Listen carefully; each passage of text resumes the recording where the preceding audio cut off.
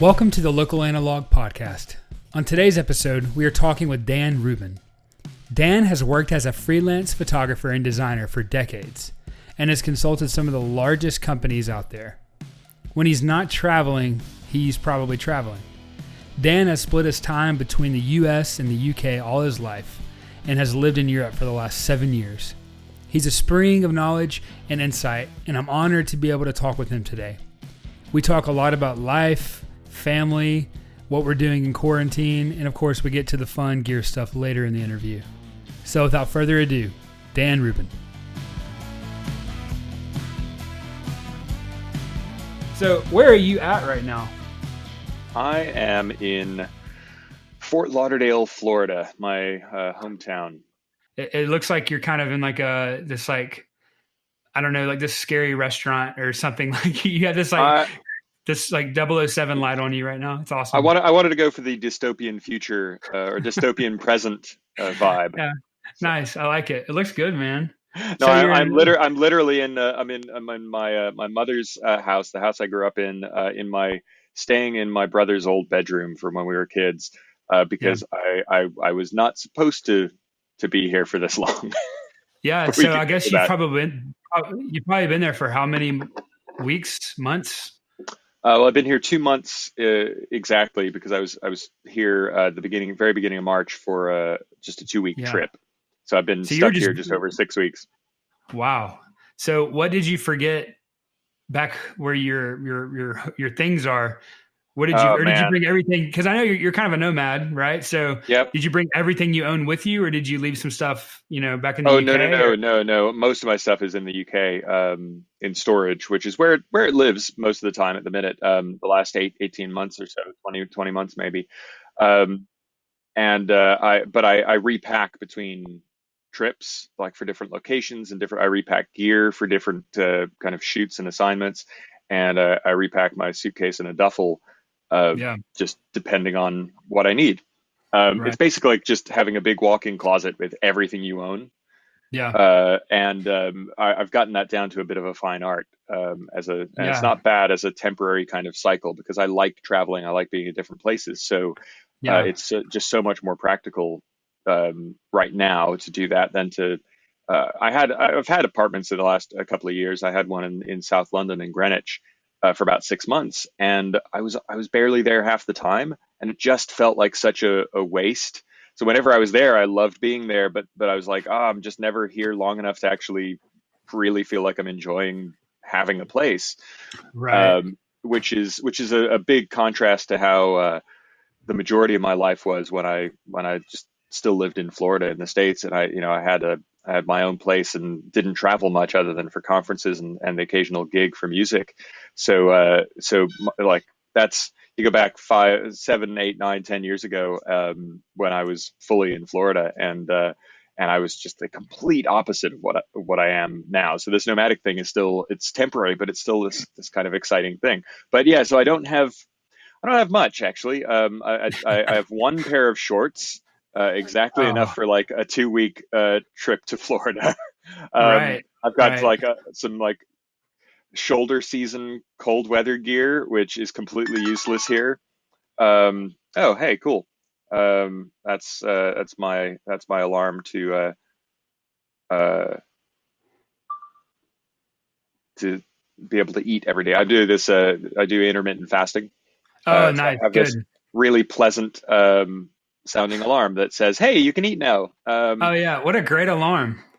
And See, if I had an alarm for every time I ate throughout the day, my phone would probably never stop. So that's probably good. Well, that's me kind of nonstop between the hours of noon and 8 p.m. when I'm allowed to eat. Yeah. Anyway, so did you forget anything that you wish you had back in the UK? Well, I mean, there's some more warm weather clothes would be good, so I didn't have to just go and buy more.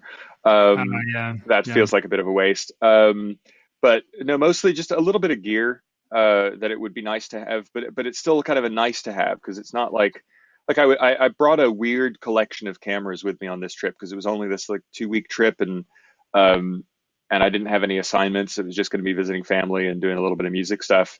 So I was I just repacked in a kind of playful way to go, hey, well, I haven't used this camera in a while. I haven't used this in a while. I'll give this a shot. Yeah. And so it's a really odd selection of stuff to be stuck with. I've certainly made up for it though, because I'd had a couple of cameras that I was planning to bring back to the UK from storage here in Mhm. the States, and a few others that I found cheap. There's some really good cheap options from some used camera shops in the States and Yeah. from eBay that you just can't get in Europe. And so I had a handful of cameras waiting for me as well when I arrived, which is typical. I'm kind of a Yeah. mule for myself. So now I have Yeah. still a very weird setup, but I've got way more cameras for someone who's stranded on the other side of the ocean than probably most people own. Yeah. Yeah. So I can't really complain. You know, it's Yeah. So what goes through your mind whenever you're like, okay, I'm going to go to Florida for 2 weeks? What goes through your mind as far as like how do you like are you packing for sunny, beautiful weather? Are you packing for walking around? I've never been to Fort Lauderdale, but it's a larger beach town in the southern part of Florida, right? yep, So yeah, it's about just 30, north of 35, Miami. 40, yeah, 35, 40 minutes drive north of Miami. Yeah, so I'm sure there's a lot of really great things to see, and or to some degree. I guess not now because nobody's really outside, but Well, yeah, or maybe yeah, that there's makes not it even. better. I don't know. Well, no, no. Well, it's something I've mentioned to a few people these last 6 weeks is that especially as a photographer, like that side of my brain would love to be somewhere like New York or Paris or Madrid or well, I mean maybe not Madrid, but like in a big city in one of the countries where the lockdown isn't so extreme that you can still be out and documenting. And I know that's a bit of a trope as well because there's so many like everyone who can be doing that is doing it, but that doesn't mean that I don't want desperately to do that. I love empty places. Yeah, Part of my photographer brain, but also my designer brain, and the part of me that would love to be an architect, but in a different life, loves seeing human built places that don't have any humans in them. That's one of the things that right. I've always kind of on the side tried to photograph. I just Mhm. love being super patient and showing up at just the right time of day to capture a place that would normally be full of people and make it look Right. completely empty. And so I wish I could be somewhere like that because here everyone is in cars all the time. So they can still be driving around. And if you're out on the streets, there's a little less traffic, but it still looks pretty much the same because it's too Right. hot and humid for a lot of people to be walking. And the only place here that looks drastically different is the beach because they're closed. Right. And that looks very strange and very wonderful and peaceful, but you can't be out on the beach to capture it or anything. So you can kind of just be down there. And I've done that a few times, gone for like walks and runs along the beach front because you can be right up until where the sand starts. But that's the only part of this area that seems different in any way. The rest of it just looks like business Mhm. as usual, even though people are staying at home. It's like you can't Right. see the people because they're all inside anyway in the air conditioning. So, Right. Yeah, I would imagine that there's a lot of carryover between where you are and where I am. mm, Uh, but Florida is a little different because you have such a mix of snowbirds. yep.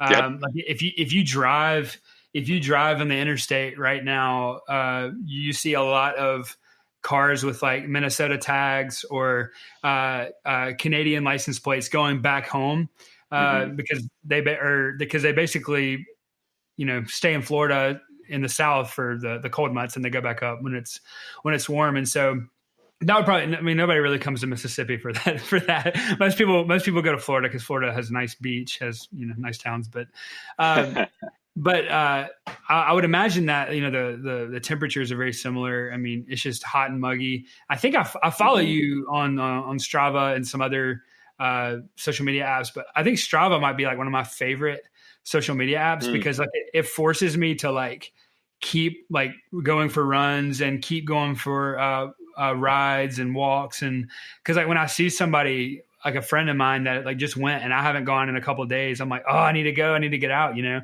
And I would imagine that the humidity is quite striking for someone Oh, who's used to London weather. well, the part of Florida that I never got along with and still don't is the heat and the humidity. I never ever enjoyed it. I always felt when I was younger, I would always say that I was meant to be born in a different climate Yeah. because I love the cold Yeah. and especially for exercise. And I mean, I'm saying that like completely admitting that in my teens and then again in my 20s, I was a competitive swimmer. So like that was my sport here, which would be horrible in the cold. But Yeah. that's the reason. It's like that was the coolest activity you could do. Right. And I think it's not a surprise that that's the one that I love the most. I'm used to running in, like, I'll do my training and the last 4 years and change I've been doing half marathons, and my ideal weather for those is like 3, 4, 5 degrees Celsius, which I don't know, that's in the uh, that's somewhere in the 40s, I think, Fahrenheit. And Yeah. I love that. And Yeah. in the 40s Fahrenheit in Florida people would be like falling over as icicles. That would be Yeah. so Yeah. cold for them here. Yeah. And they're in parkas in like 65 degrees here. Oh, So yeah. Totally. um, Totally. it's been like overnight, I've been trying to run. This is really tough for me because I'm not a morning person. I'm a morning person if there's a reason to get up, but running and exhausting myself is not a reason to get up. So I still have to force myself for that. I usually do late night runs, but the Yeah. coolest part of the day here and the least humidity is like between 5 and 7 a.m. Right. And it still will be like 80 to 85 degrees and 80+% humidity before sunrise here. Oh It's just man. stupid. It gets that way here, but not till like late summer, thankfully.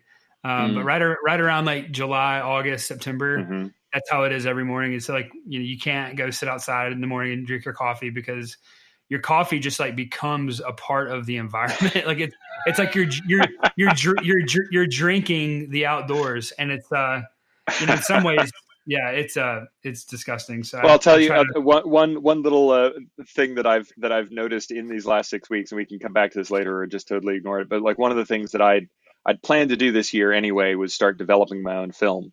I've yeah, intentionally put it off. I haven't been like avoiding it. It's just been I've been segmenting the last 10 years worth of my film experience, and this year was when I was going to start developing my own. But I was going to do it like in the fall. So I immediately, when I knew I was going to be stuck here, the first thing I did was order the entire kit of what I'd need for color and black and white. And so I've been learning about the process, and you have to do a lot of temperature management. Well, right. in most parts of the world, to do well, color needs to. I don't know if you've developed your own, so stop me if Yeah, I'm telling you stuff you already know. But I've just done black and white like 3 or 4 times, so I'm not like an okay, expert well, at all. and so anyone who's done this is really basic information.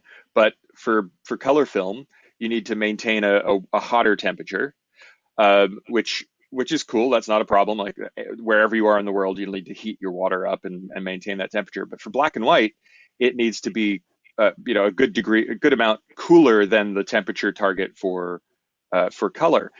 But in most of the world, that still is pretty warm water, and you need to heat the water to get it to like a 20 degrees Celsius Right, target. right. Here, the cold water tap comes out at about 26, 27 Celsius. Wow, which is like So super hot. I've been having to like take the chemistry and my like my water for the washes and everything and put it in the freezer for like 5 minutes to bring it down from room temperature. So, Wow. and I've been trying to explain that to a few people who are in other parts of the world, and they're like, "What do you mean? What do you mean you have to cool the cold water?" And I'm like, "Yep, this is what it's like living in the tropics." Yeah, yeah, So that's anyway. wild. Yeah, I've developed my own film 3 or 4 times, and there's so much about photography and film photography specifically that I love, but doing that is not one of them. Like I much prefer spending 8 hours in front of a computer screen scanning my own film.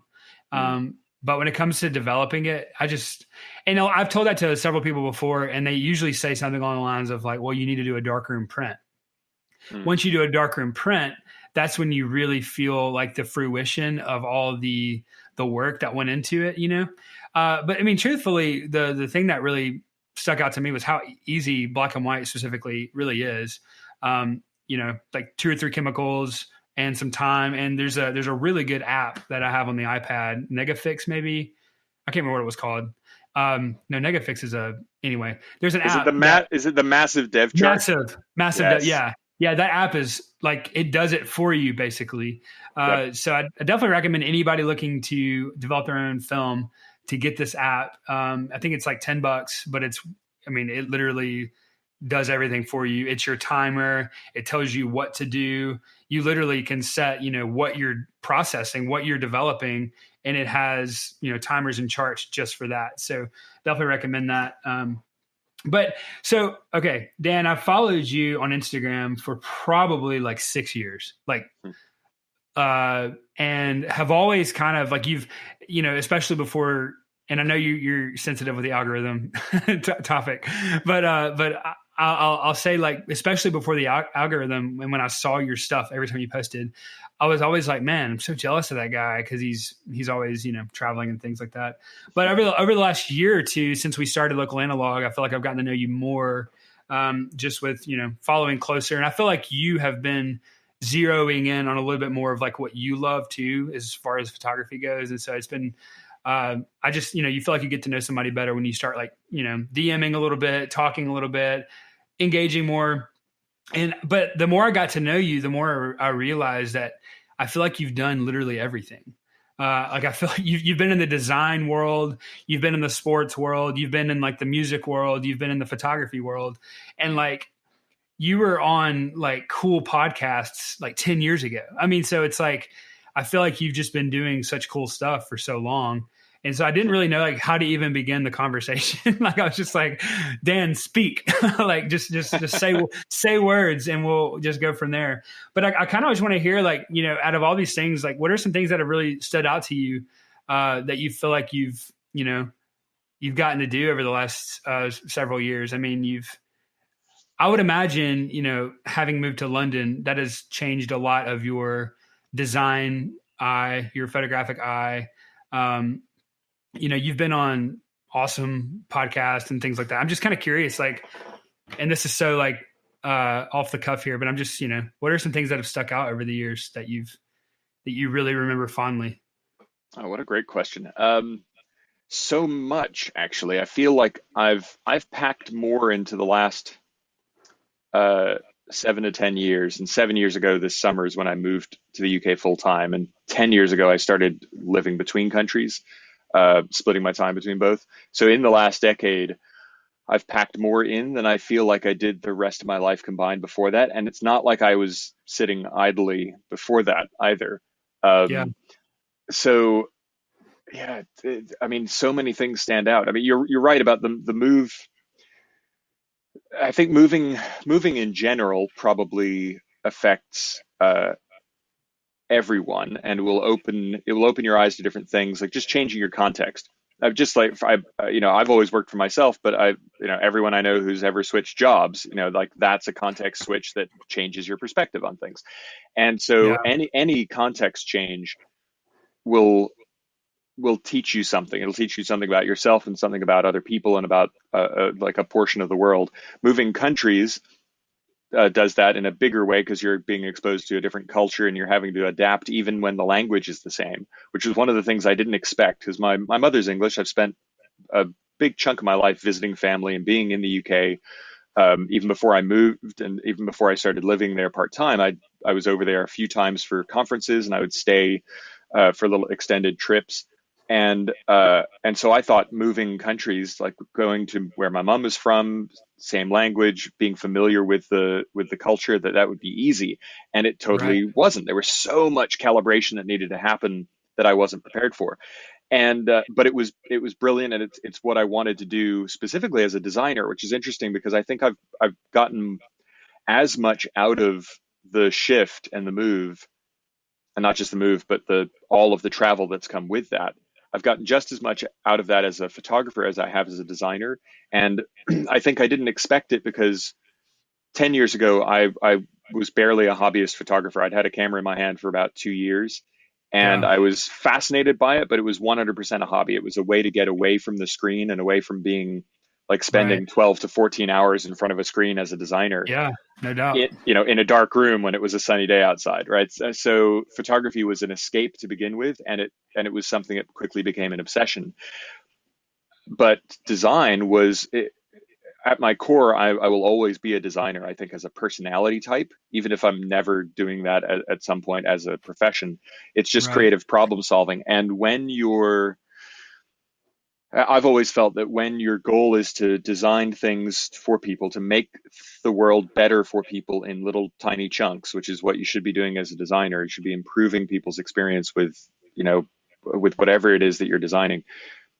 The more you can understand about the world and about other people's experience of the world, the better designer you'll be. So designers who don't travel, designers who don't move to different countries, designers who don't immerse themselves in cultures that have nothing to do with their own, who don't try to learn a language. I'm working on learning a couple of languages now that I'm in this lockdown, and I'd love to make my next move somewhere that doesn't speak English as their native language as well.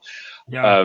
It You grow in a way, your understanding grows in a way that you cannot do otherwise.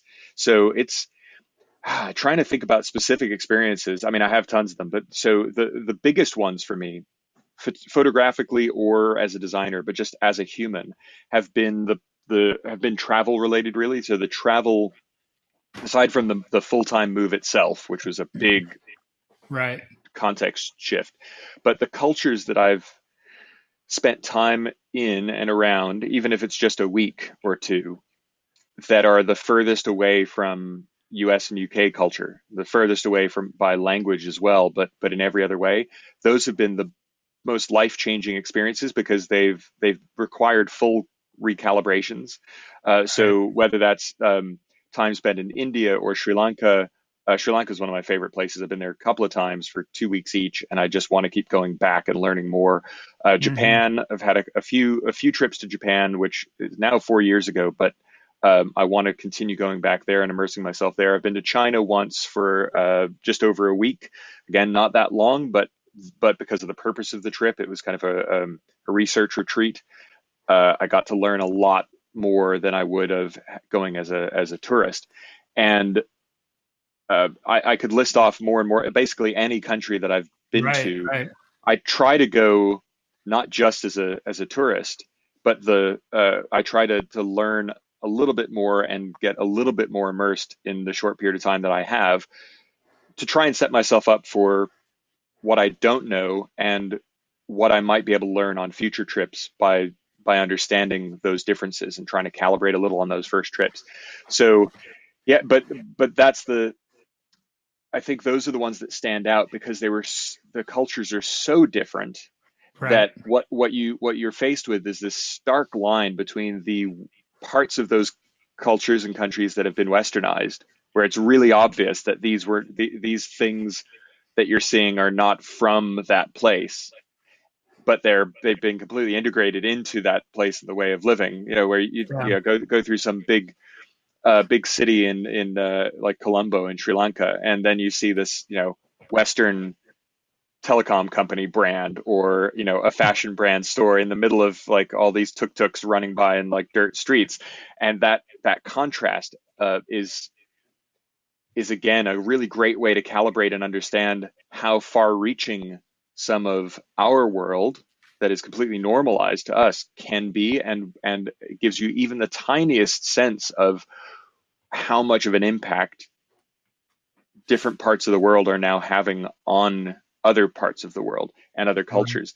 So, and the conversations that come from that, where I love getting when I can cross through the language barrier, which is usually just as a result of people in other countries speaking English, which is just such a great, uh, almost transparent privilege to a lot of people who travel, where other people are love to get to speak to native English speakers because English is this brilliantly portable language that is seen as uh, a powerful tool outside of English speaking countries, where I'm always traveling and apologizing for not speaking the native language somewhere. And everyone's like, oh, you don't have to. You never have to learn another language. Isn't it great that you speak English? And I went, oh, okay, babe, okay. It's really interesting to hear that perspective.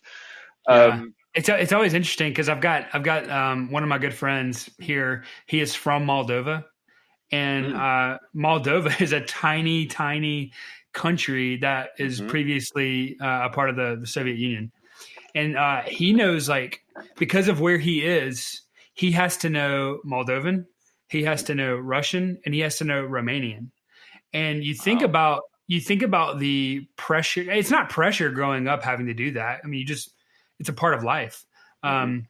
But you think about like you can kind of understand where that kind of thought is coming from. Like just one language would be nice, like in some of those capacities, because a lot of times language can be, it can be, damaging if you're not, Hmm. able to understand something. And I've certainly been in contexts like such as Haiti, to where you're in kind of a shaky situation. And, I'm pretty good with French, but like Haitian Creole is not French. And so like not knowing that language, you really can come across as like, uncaring or offensive. And Americans are really good about that. Like Hmm. Americans are really good at coming across as uncaring as far as cultures Yeah. go, just because it's not because we don't care normally. Some people probably don't, but it's probably a lot just because we live in a bubble. I mean, Hmm.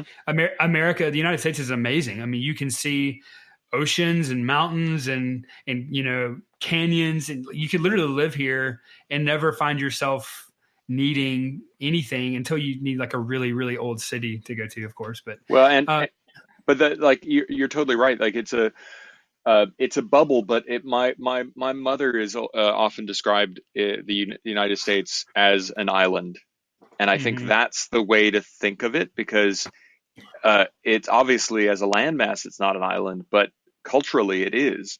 It's just this massive island that where most people don't leave the country. Most people, don't even go to Canada or Mexico, right, and the it's a scary amount of people who don't have passports here. And in somewhere like Europe, for instance, you like those percentages are drastically flipped, because the countries are right, so small and you're bordered on many sides often by another country that speaks a completely different language, that and uh but because it's close, and because you might grow up speaking that other language. I've got Swiss friends who speak, Swiss German.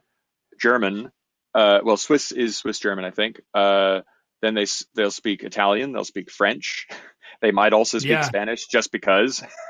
And it's and And it's like no big deal to them, and yep. like it's just part of life. And that, Yeah. even if you're in a country, so a lot of European countries still have a lot of nationalism and a lot of national pride and a lot of xenophobia as well, but that's more historic, because those countries didn't always get along, and Mhm. there are still differences, even though they're so small and so close. But the understanding that people get when they grow up so close to all these other countries and cultures, I can just see when I'm there, but also with all the friends of mine who have grown up in those environments, they're they have a different worldview, because they're not living in they might be in a bubble, they might have grown up in a bubble, but it's a really tiny bubble and it bursts a whole Right. lot more easily. Right. Yeah, for sure. So what is it like for you? Because the question was, the experiences that have stood out to you the most, and they've all revolved around travel. And now you're in this situation to where, you're stuck in Fort Lauderdale and you Hmm. haven't been able to travel in, 2 months nearly. So Hmm. I'm curious, and I'm sure a lot of people are curious to how you're spending your time. What have been some things that you've enjoyed? Because I think I have this theory that we all kind of like this a little bit. Like everyone kind of enjoys lockdown just a little bit, Hmm. and if you don't believe me now, okay, wait a year from now, and you're going to be looking back at this thing and like, man, that government stimulus check was pretty nice. Like, man, it was kind of nice being around family or friends, or it was nice Hmm. not having the pressure of, I don't know. There's a consumeristic performance pressure that you feel like you have to be productive, but not just productive, but like seen as productive. And if you're not, Yeah. if you can't say, "Hey, how you doing today?" Busy. If you can't say busy, then like somehow you lose your identity or your life worth. But it's like we're in the situation now to where you you kind of have to have worth outside of your busyness. So Mhm. how have you kind of managed figuring out like not being super busy, but still, enjoying your life? Well, I've the last it's been a little over 10 years or so that I've tried to remove the word busy from my vocabulary. Yeah. Specifically for that, I read a wonderful little piece by someone I know through the design and tech industry, Liz Danzico. She wrote a tiny little piece. yeah, it's over a decade ago, I think, called A Ban on Busy. And it Hmm. struck me immediately how correct it was. And it's amazing how when you just try to remove a word, a descriptor from your language that's a throwaway, that doesn't actually have much meaning attached to it, like busy, or like saying, "Oh, how was that movie? Oh, it was interesting." It's like, well, that doesn't say anything. It doesn't actually Right.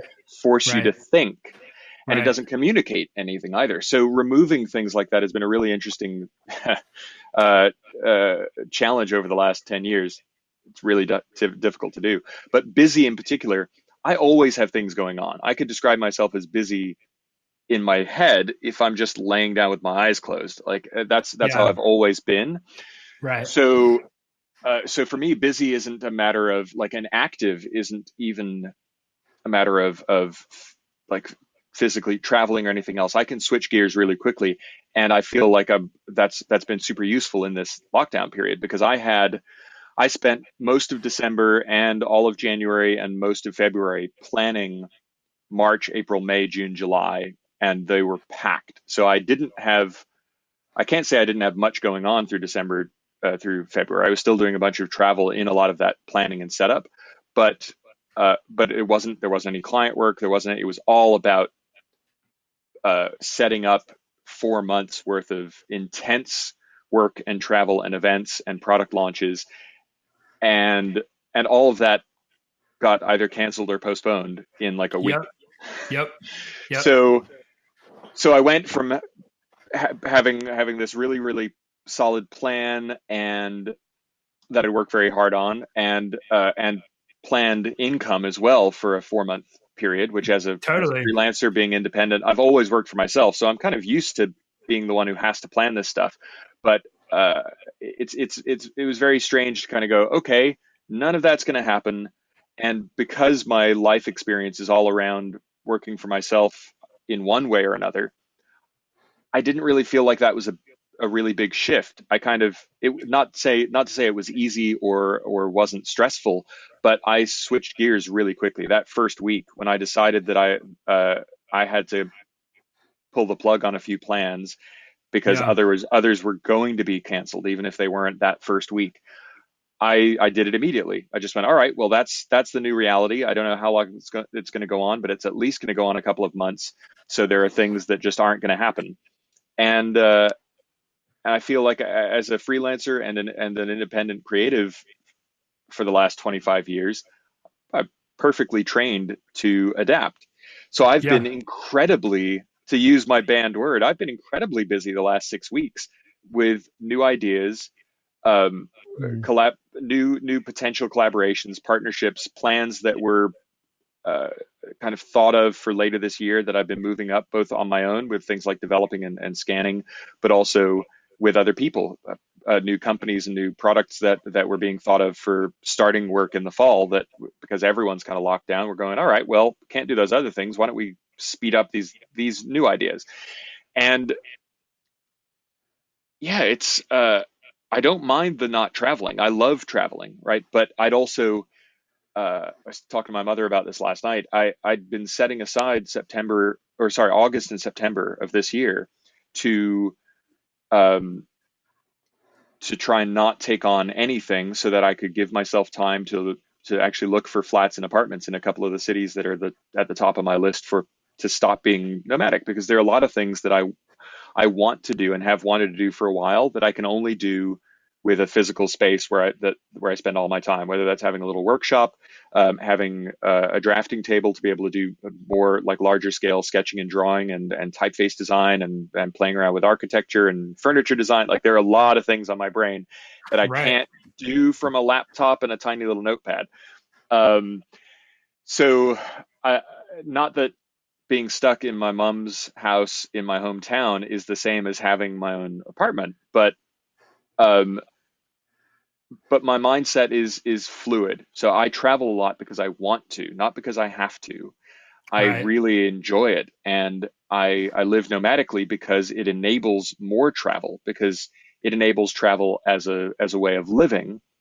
Where when I've had a place to live, when I've been paying rent somewhere, that's money that can't go to flights and Airbnbs. And what I decided was that for this current period of time in my life, I'd rather do what like last year, I was in the States a lot for some music gigs and commitments. Yeah.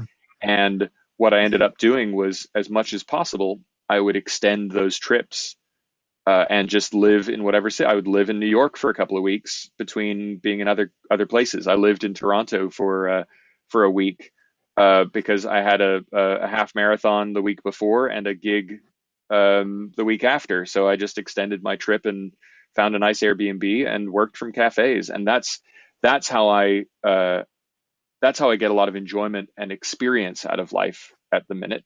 But this last 6 week period has meant that I can buy a load of film developing gear, Right. start getting Exactly. into camera scanning. None of that stuff is super portable. It can be, and I'm actually working. That's one of the products that I've sped up this year, is working on a portable dev and scan kit that can fit in the Pelican case. Oh That was yeah. already on my It was already on my mind. I've been thinking about it since October. Just needed the time to do it. So I think you're totally right in your theory that people either already realize that they enjoy this to a certain extent, or in another 6 to 12 months, or when they look back on this, they'll enjoy it because most people, myself included, like we all make plans that we would like to do when we have time, Yeah. and but we just don't make that time. And it's helpful to a certain extent to have a period of forced change, because Hmm. change is good and humans are great at adapting. Like we really are. If we embrace the adaptation and we embrace the change and we don't push back against it, and most of us push back against it because we like our comfort zones, but if we embrace it, we're really good at it. Right. And yeah, it's a very strange thing. So I haven't, these last 6 weeks, I haven't replaced my lost income yet. But I've had more new ideas and more progress on things that I hadn't got started on yet than I have in most other periods in my life. And that's including the extra amount of stress overhead that comes from just the pandemic and the unknown and the restrictions that come with needing to be isolated and not being able to actually. There are loads of things I can't be doing right now that I could be, Yeah. but just because the local businesses are closed. Like I can't go and get a bunch of glass cut for some other ideas that I have because the glass cutting Right. place isn't an essential business. So Right. even with all that, it's been, yeah, I feel, and I know that's coming from a place of privilege and of luck. Like if I wasn't nomadic right now, I'd be stuck on the other side of the ocean from my flat, paying rent or a mortgage, and just throwing that money away. I've Yeah. totally lucked out that I get to, yeah, Yeah. I'm at home and I'm living with my mom and in my brother's old bedroom, but I'm not having to pay rent. So the fact that I've lost all my income means that my what was a short runway, because all the income was going to start as of March, um, Right. that it's extended that, and that's incredibly lucky. So yeah, it's I wish I had more negative things to say about it, but it I don't. But it's been a fantastic creative struggle. That's the way Yeah. I'd like to put Yeah. it. Yeah, I can say the same, man. I've had, and I'm grateful for this, but I've had several people, just in my life and in my family's life that have reached out to me and they said, "Hey, are you okay? Are you guys Mm, okay?" Because their first thought is like, small business owner, but hmm. it's like, man, I'm used to uncertainty. Like I'm used to Yep. like always the potential of a client backing out. There's always Yep. that. Yep. And so it's like, I'm like, are you okay? Because you have a full time job. Exactly. Like you have an employer. Like, are you okay? And I don't say that. I'm not bragging. I'm just saying like there's a level to this that freelancers we're already cut for. That's why we're freelancers. Hmm. If I didn't find some sort of like adrenaline rush from not knowing where the next check was coming from, I wouldn't be doing Hmm. this job. I would have Exactly. done something different, because I know plenty of really amazing photographers that have full time jobs in something completely unrelated to photography. Yep. Uh, Same. and so you can still be a great successful photographer and not be freelance. So but making the decision to be freelance is a different decision than being a photographer. Completely. Because it kind of means that like, it doesn't really matter what the trade or the craft would have been. The freelance would have always been there. And so if I was an accountant, I would have tried to figure out a way to have my own accounting firm, to be a freelance accountant, and et cetera. So like the list goes on. And so I think in a lot of ways, and one of my favorite artists tweeted this, but he said, we didn't lose control over the situation. We just lost the illusion that we ever had it. Cause like, there's so much reality to like, when it hits you that you really never had a control over this situation in the first place. And so there's a lot of that going on. We've done a ton of yard work in our backyard. We're fortunate enough to have a backyard and a house, and we pay mortgage for it, so we pay for it. But still, like I put a retaining wall in the backyard, enclosing the flower beds, and I've been putting out traps for armadillos because we get them really bad in our neighborhood. Wow. So it's just been a very. But then again, though, I've been doing some work. Like I've been doing some interior photography. I've been doing some, like I've got a food shoot tomorrow that just involves like me and one other person. Nice. And so, my industry is hospitality.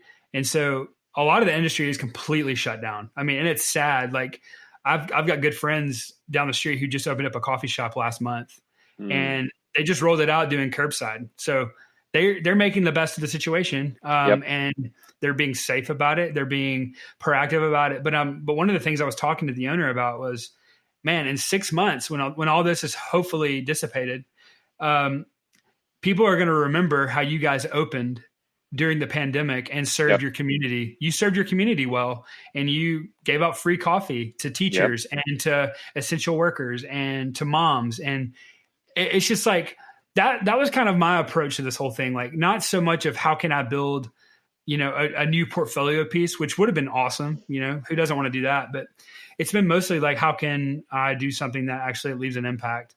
And I haven't really figured that out yet. I just started this podcast, so maybe hopefully this will leave an impact, especially the people I talk to. But but that's the exact way to look at things, and it's something that people who work for themselves, we just do. It's why as you said, it's why we work for ourselves. It has nothing to do with the industry. That like, if I 100% agree with what you said about, like, if you were an accountant, you'd be running your own accountancy firm. Like, if I'd gone into medicine, I would have opened my own practice. If I were an architect, I'd have my own firm. I wouldn't work for someone else's, or at most I'd have a partner. And that's how I've always been. My brother and I ran a design and development studio, because he's a software engineer, for 15 years. And like, that's the closest that I've got to having, like, I was still in charge. We just shared duties, and I would do that. I would do that in a heartbeat with other people. I do a lot of collaborations right now, because I don't actually like doing things on my own. I just don't like not having autonomy.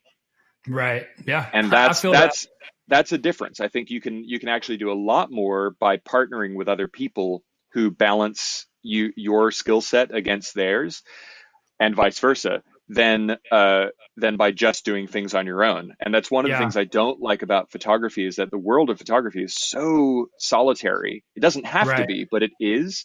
And it's so my efforts in photography have been to constantly try and find ways of breaking out of that mold and being collaborative in some sort of way. So whether it's doing collaborative projects with other photographers, which doesn't happen a lot, but should, or approaching photography more like the world of filmmaking does, where there is a team and there's a structure, and that you can't do it on your own.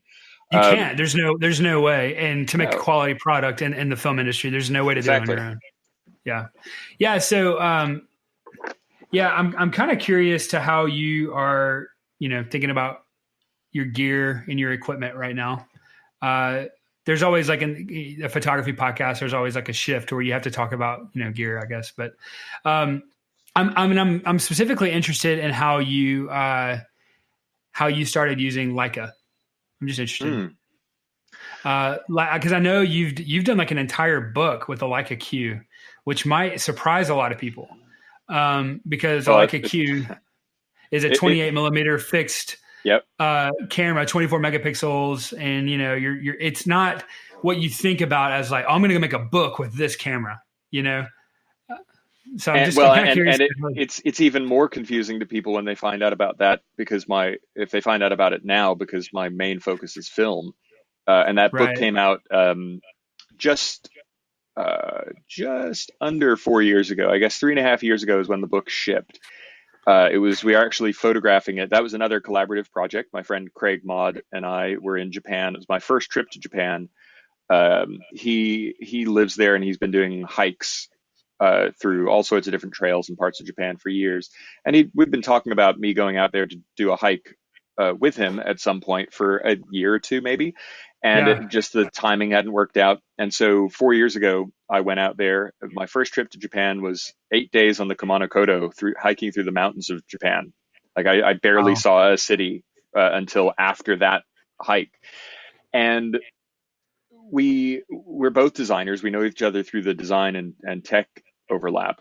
Yeah. And he's been a book designer in addition to doing a lot of digital for years. And I've always wanted to design a book somehow, but just never had a client do it, and hadn't quite got my act together to do one on my own. So in the months leading up to the hike, we said, well, we know we're both going to have cameras with us, and we're going to shoot a lot of pictures. Let's plan to use it as a case study and see how quickly we can turn the physical experience of the hike into a physical artifact of a book. And so that was actually our plan going in, was that we were going to do this 8-day hike, and then immediately he and I would go to, because there was a third friend who was also on the trip, but then the two of us were going to go to this other town in between Osaka and Tokyo, and we were going to stay there for 5 days and just spend 5 days straight curating images and designing the bulk of the book to see how Yeah. quickly we could turn that around. So we were planning that a few months ahead of time, but that was as far as the plan, as far as tech was concerned and gear. 2 weeks or so before or maybe a month at a push before that trip, I got the opportunity to borrow a Leica Q from Leica. And I thought, oh, cool. Well, you know what? I may as well. There's nothing like doing a project on a camera to force yourself to come to terms with the camera Yeah. and to see how good Absolutely. it is, which was a risk. But like I'd already read a few reviews. Craig actually already had one and had written this massive 10,000 word review on it, which is still, I think, the high watermark for camera reviews. And Yeah. I knew it would be a good camera, so I borrowed it. He had a Leica. Just sold his Q, I think, and Yeah. replaced it with an M10 monochrome, or an M monochrome. Not the M10 monochrome wasn't out yet.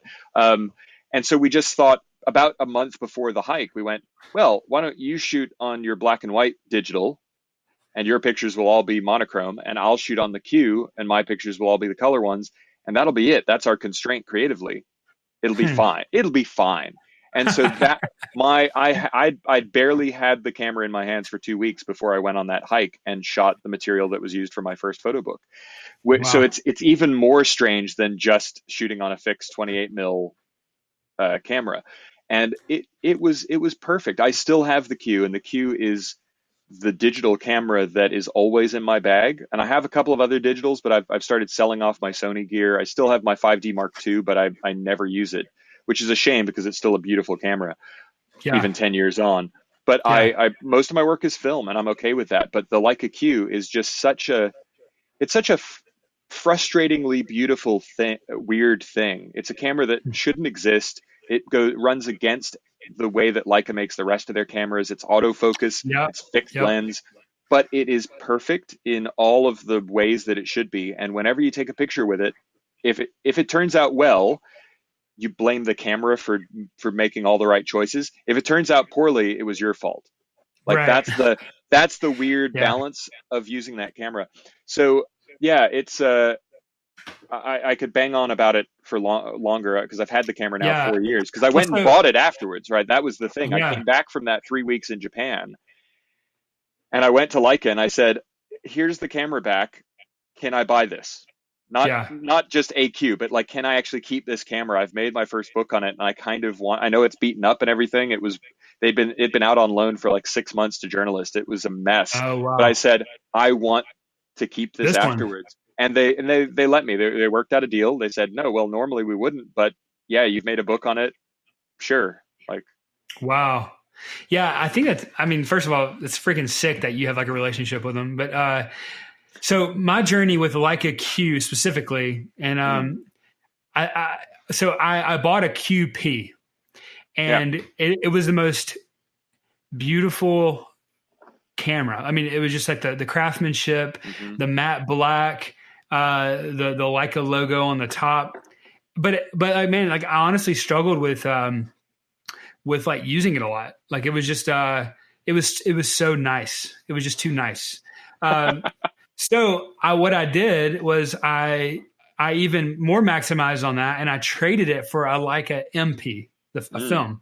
hmm. And so everything I just said about the QP being too nice, now I've got this MP black paint that is just like it is like a treasure. It is so unbelievably nice. Mm, And then I was like, man, I really miss the Q now. So a good friend of mine, my friend Cody, he was, I'm in a group chat with him, and he was talking about how he got the Q too, but he still had his Q, and he was thinking about selling the Q. And I was like, dude, I'll buy it from you. How much do you want for it? So now I actually have a Q that my friend used, and it's a little bit more, it's not beat up, but it's a little bit more used, and so I don't mm, feel as weird. So I just leave it on the bookshelf in the kitchen so I can grab it quickly whenever, and that's hmm. kind of the reason for that camera. Um, Yeah. but it's so interesting because like you have to be honest with yourself and ask yourself, because I've got two Sony digitals for my commercial professional work. I've Hmm. got an A7R III and an A7 III, and it's like, why can't I just leave that camera around with like a 35 millimeter fixed lens? It's like, because I don't want to.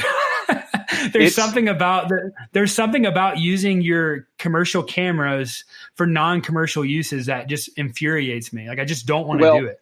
and I'll go one step further and challenge you to think about this in the coming weeks and months. The relationship with any kind of gear, like photography is what we're talking about, but I promise you it's the same for design tools, analog and digital. And I know people who do woodworking, and it's the same for their tools, right? Yeah. It's not whether you use it for commercial work or not. It's deeper than that. It's actually about the relationship that you have with it. So, for instance, I've used the Q a handful of times over the last few years on commercial jobs where I just needed really high ISO. I needed to be able to shoot in the dark, and that's what that's good at. It's got brilliant autofocus in the dark, and it can shoot at 12,800 ISO, and the images still Yeah. look good. I Right. can't do that with film, so that's the right. I'm not a film only person. I'm not a digital. I'm not biased against digital. I'm all about the right tool for the right job, and that's that Q. 28 mil is not a limitation. 28 mil is like a standard cinematic lens if you're a filmmaker. So it's Huh. if it's viewed right, you can adapt your shooting style and your framing style, and you can get comfortable with cropping in a little bit if you want a tighter field of view, and you can use it brilliantly. You use the Sonys. Having used the Sonys, one of the reasons why I was happy to sell one of my Sonys, and the second one will get sold eventually. Although at the minute I'm turning it into my scanning setup. Yeah. For that it's Yeah. brilliant, but Yeah. there Yeah. is no passion in the Sony cameras, and I've Right. spoken about this to Sony engineers as well and designers, because the way I got into photography, without going down this rabbit hole because it could take us 2 hours, but the way I got into photography in the first place was as a designer loving the form factor of cameras. I wanted to Yeah. study and learn about cameras. I was attracted to my first camera that properly made me love taking pictures and realize that it was a creative tool. It was the folding Polaroid SX70. When I got that, I'd had Yeah. little digital cameras before. I'd had film cameras when I was a kid, and I'd taken horrible pictures with them. I'd never thought of it as a creative tool until that SX70. But the reason I bought the SX70 was because I thought it was a wonderful, beautiful design object. Yeah. So my entire relationship with cameras in the last 12 years as a photographer has been first about the hardware and the design of it and the functionality of it, and I need to study a camera that I find to be beautiful or I see people make beautiful work with, and then my relationship maybe develops into one as a photographer with that camera. But it always starts out as a designer. And Sony's are brilliant pieces of electronics. Yeah. They are wonderful computers that take amazing pictures. They are not wonderful cameras. They are not Hmm. wonderful tools to use that you fall in love with. I would challenge that even people who are diehard Sony fans as photographers, they whatever they feel for the camera is different than what I feel for my Leica Q, which is far less capable as a device, but Right. is has been designed with emotion and beauty. And I'm not saying that the designers at Sony don't consider things like emotion and beauty and aren't very passionate people. I know they are, but that's not that's not the ethos that those cameras have been designed with. And it's the same for a lot of digital cameras these days. And so that's my challenge to you, is to think about what Yeah. your actual relationship is with them, that there is a version of the Sony that could be designed that would make you want to have it on your kitchen shelf as well and take it out all the time. It's just hasn't been Absolutely. designed that Yeah. way. Yeah. Yeah. And I think some of it also comes down to the fact that, and I know Leica design, like, I know they design different, they don't just do cameras and glass. Like they do, Hmm. well, they do all sorts of kind of glass. They do like survey equipment, they do Yep. binoculars, but like Sony like makes like VCRs. I mean, Yeah. like Sony makes like, headphones, and like they make all sorts of things. And so there's a way to where it's like Sony's not really a camera company. Yes. And there is this weird divide where people uh, a lot of the time feel like it's wrong to love a tool that you use for professional work, Right. right? And that's why there's this weird divide, especially with the between Sony's and also like uh, Fuji sits in a weird space where their industrial design has been successful because they're more analog in their Yeah. in the designs of the bodies and the feel of it, but it still doesn't quite nail it for me. Where most Right. of Leica's hardware feels like older hardware design, Yeah. both in weight and build and the lack of complexity, which is a pro and a con sometimes. Um, but but on the flip side of that is where there are a lot of people who, like in the film world, people people lust after owning a Leica, like because they think it's going to make them a better photographer and take better pictures. And yes, the Right. lenses, Leica optics are great, and they have been traditionally great. And even when they, if you get a lens from the 1950s, it's not going to be sharp wide open, and it's not going to be what a modern lens would be, but it has a Right. character to it that is Yeah. almost instantly recognizable. Right. However, 35 millimeter film is 35 millimeter film, whatever camera you put it into. Right. Right. So, and I keep reminding people of this because I get a lot of questions about, well, what, like which Leica should I get? Or is, like I'm saving up for a Leica and a blah, blah, blah. And I just like, no, just spend $50 on a camera that's decent and spend the rest of your money on the film and development and just get good at taking pictures. And then Yeah. you'll decide whether you like, for me, I love having one. My first Leica was an M3, beaten up, dirt Yeah. cheap on eBay. The guy who was selling it, bless, I probably got this in 2009. So no one was, they still had high value, but it wasn't, it's a long time ago. It's 2009 or 2010, maybe 2011 at a push, but it wasn't this resurgence of film yet. But Right. I got Right. an M3 with a dent in it and some of the leatherette missing for, with two lenses for $750. That's pretty Um, solid. right. That's pretty good though.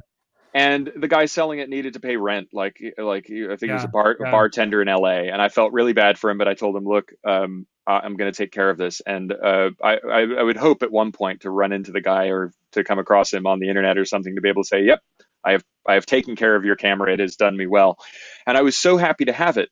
But I barely used it to begin with because I didn't really know how to shoot with a rangefinder properly. I didn't like have Yep. a concept of what I wanted to be doing as a photographer yet. I got it because of having researched a couple of years by then into camera design and knowing that Right. Leica and the M3 was like a high watermark. I wanted it because I'm a designer and I wanted to feel this and feel what it was like.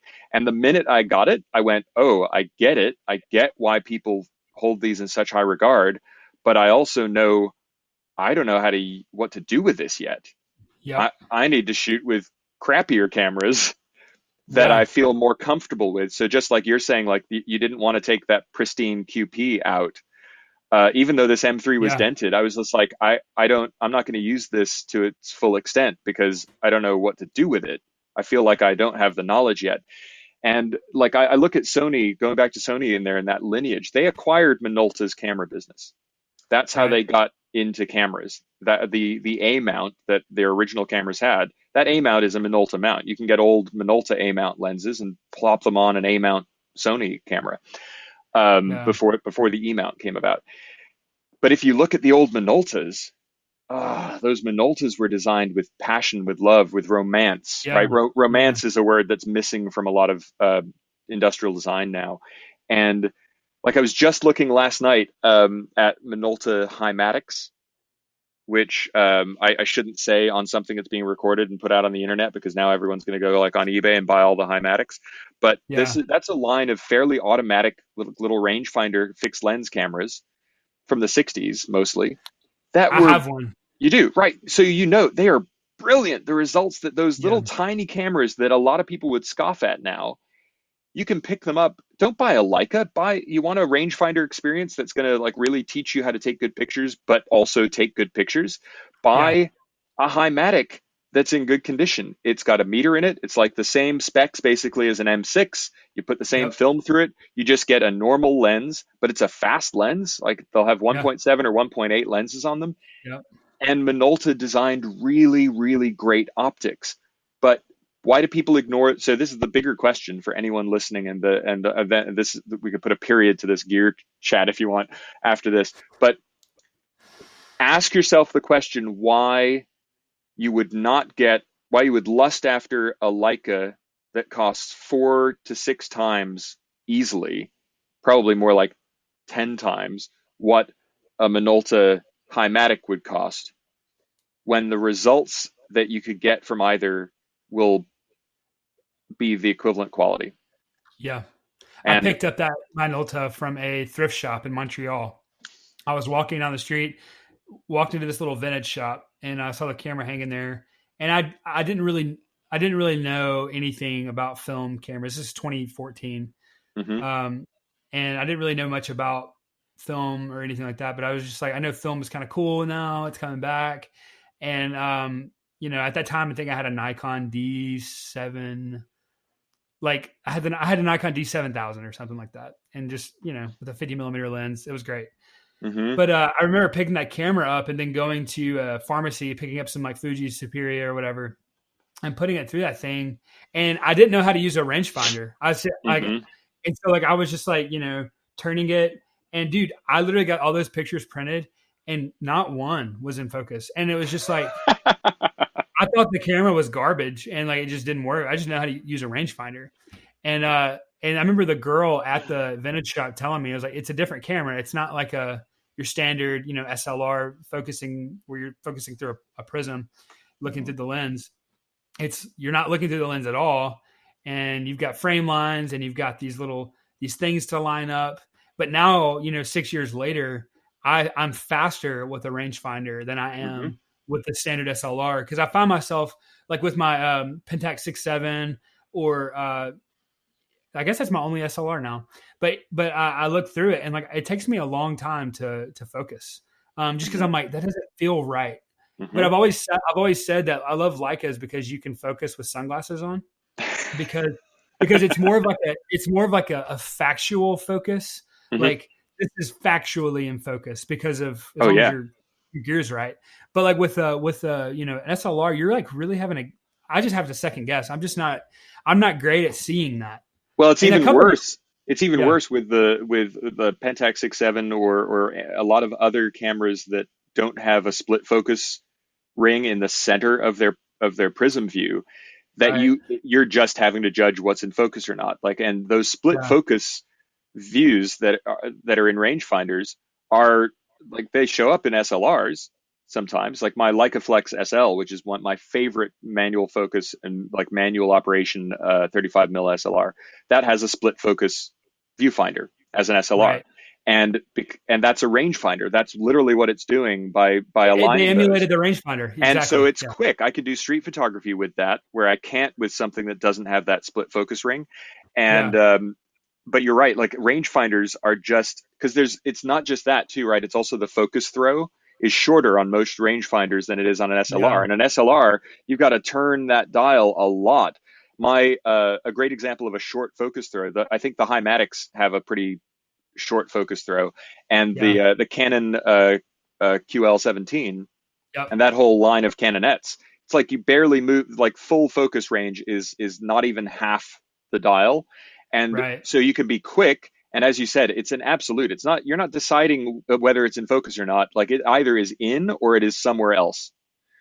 Well, man, this has been such a good talk, and obviously, that was my biggest fear going into this was not that there would not be enough to talk about, but there would just be too much to talk about. And so, man, I just thank you so much for being willing to utilize some of your time to come hang out and talk and help me get this thing started. I really appreciate that. It's a pleasure, Andrew, and this has been. I can genuinely say that this has been a lot of fun, and it's not always. And I love doing interviews. I love just getting to chat with people, and I do enjoy it. But this has been fun on a different level. So thanks for having me. Good. Oh yeah, that's the goal, man. The goal is to figure out a way to address all the things we love as photographers, but to also have some laughs and some fun along the way. So, but man, people can find you on Instagram at Dan Rubin. Is that right? Yes, sir. Where else can people keep up with your work? I know you're on Twitter.